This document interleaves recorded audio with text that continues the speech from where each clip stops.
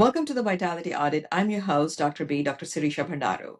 This is your place to pause and to reflect. Before we get started chatting today, I want us to be quiet for about 20 seconds and listen to this video.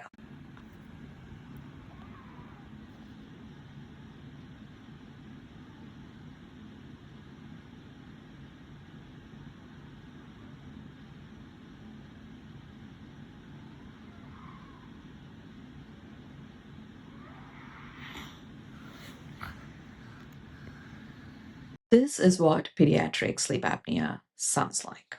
You all heard me harp about sleep apnea in adults, both men and women, and why it is important to get your diagnosis, why it is important to follow up with your doctor, and why it is important to take care of whatever is causing the sleep apnea or how to treat it.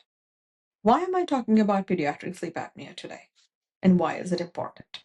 Let me put it a little stuff in perspective. Let me put some stuff in perspective. As an adult, if we had a rough night of sleep and we are dragging next day morning, when you're at work, you have that extra cup of coffee, or you have like a little snack in the middle of the day to keep your energy up. Sometimes, if you have a water cooler or if you have access to music, you go hang out with your colleagues for a couple minutes to break the monotony of the day to prevent you from falling asleep, or you listen to music, or you have some background noise to let us get through the day. However, if you're a stay-at-home parent or at your home, maybe you sit down for a couple of minutes to catch your energy. You get out of the house to get some sun.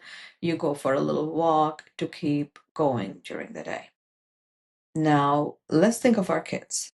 Like, say, if your child did not sleep well last night, your child's expected to get up in the morning, get dressed, eat breakfast, go to school, sit quiet, behave, learn, listen, follow all the instructions, follow all the directions, eat when designated, do what they're told to, move when they're allowed to, not on their own free will, but when they're allowed to.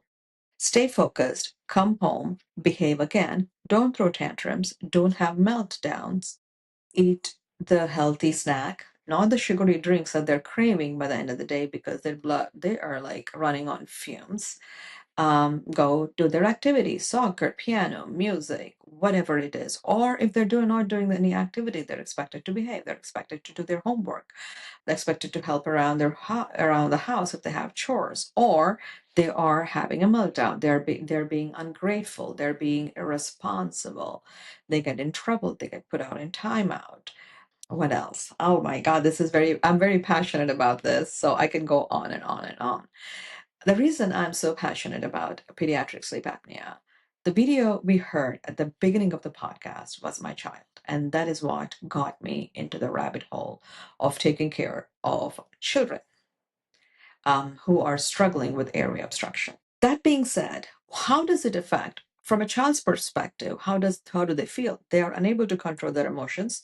They're unable to stay focused. They are very irritable. They are moody. They may be depressed. Boys and girls show different symptoms.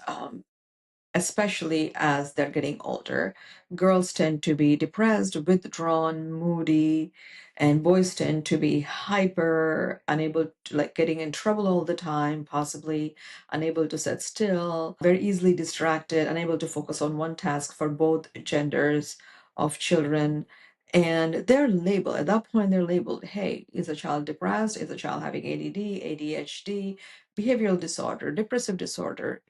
And in addition to all this stuff, there is this societal pressure. They are getting the messages, the children are getting messages from social media, they're getting messages from uh, all the marketing as to how the life is supposed to look like. Now you're talking about a child whose brain is still in the process of developing, a child who has not gotten good sleep, maybe at this point, weeks, months, years, or all their life, if they have anatomical obstructions that they were born with, or anatomical deficiencies that they are born with. And they've been expected to behave all their life with very little sleep or very poor quality of sleep, which is affecting their mood, their behavior, their hormones, their diet, and their choices in friends. Also, there is a newer research that's coming about. So the children who have obstructive sleep apnea that's undiagnosed, they have been shown to have a tendency for increased propensity for substance abuse as teens or adults because of the chemical imbalances and the hormonal deficiencies and the mood dysregulations that happen to them. So, what can you do as a parent to avoid possible obesity? What can you do as a parent to help your child prevent the very preventable health conditions that happen in as a result of obstructive sleep apnea? It could be obesity, it could be insulin resistance, it could be a more increased propensity to develop Alzheimer's or high blood pressure when they're adults. What can you as a parent do? First things first, early intervention. Find someone who is educated, knowledgeable, and knows how to treat or help diagnose or co-diagnose. The reason I say co-diagnose is it is a multidisciplinary, interdisciplinary health condition that requires pediatricians, ENTs, myofunctional therapists, dentists, of course, and possibly osteopaths, possibly speech therapists. It is a multidisciplinary treatment for one condition.